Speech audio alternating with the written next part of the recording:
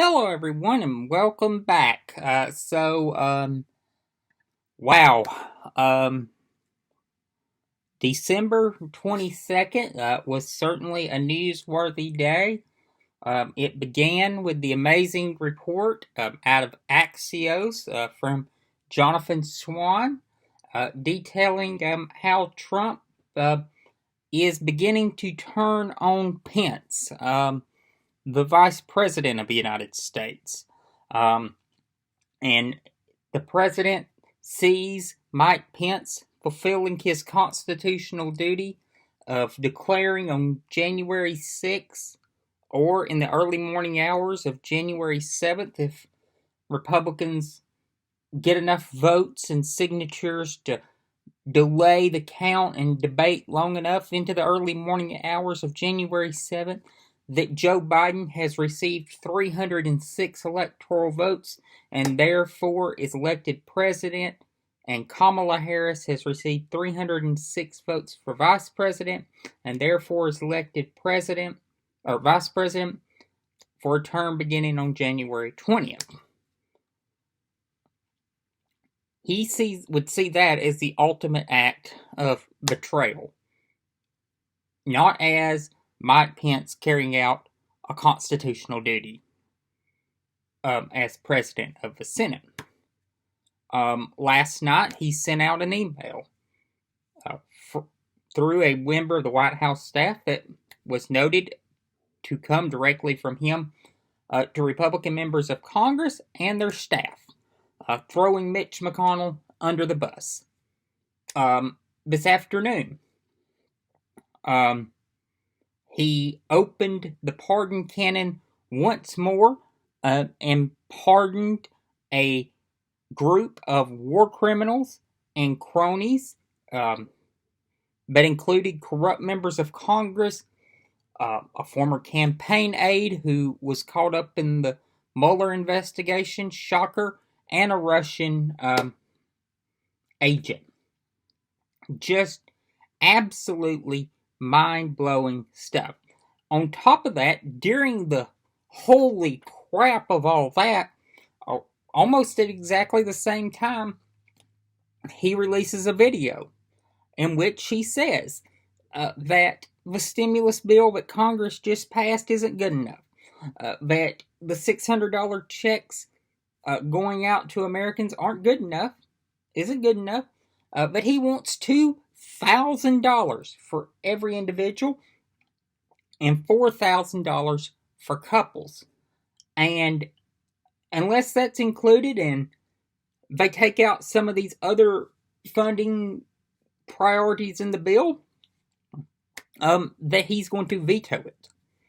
This is on top of his threat in the coming days to go through a veto of the National Defense Authorization Act, a must-pass piece of legislation, and the omnibus bill that is heading towards his desk, that some Republicans on the Hill, some of the real physical hawks, want him to veto.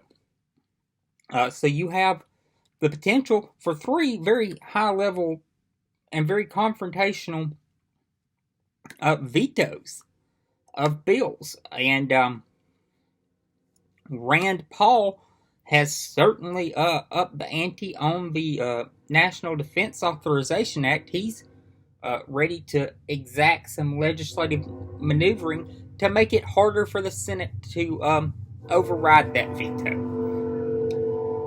You also have, right before I come on and made this video, Trump releasing another wild, outlandish statement making false claims of voting irregularities and voting fraud, all of which are absolutely 100% false. And a tweet slamming the number 2 Republican in the Senate, basically telling him his political career is over, and that Donald Trump is going to find him a primary opponent in 2022. This is just wild stuff. And buckle up, because it's only going to get crazier Uh, in the coming days and in the coming weeks, we we have just no modern equivalent for this. Um, we've had controversial pardons in the past. It comes with most administrations.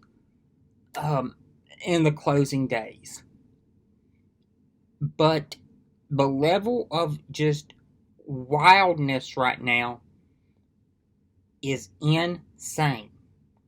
On MSNBC today, they said that essentially the only thing standing between us and martial law is Mark Meadows and Rudy Giuliani, because Trump has surrounded himself with just these wild conspiratorial actors like Michael Flynn and Sidney Powell. We are folks in a dangerous time and a dangerous position. So I thought tonight I would do a video kind of similar to last night, where I shared some of my favorite news sources and columnists and other fun tidbits. But the events of the past day, it was certainly one of those days where the news was hot and heavy, and I could not just sit by and say, "Oh, I'll let this pass" without comment. Today was wild, and folks, watch this space.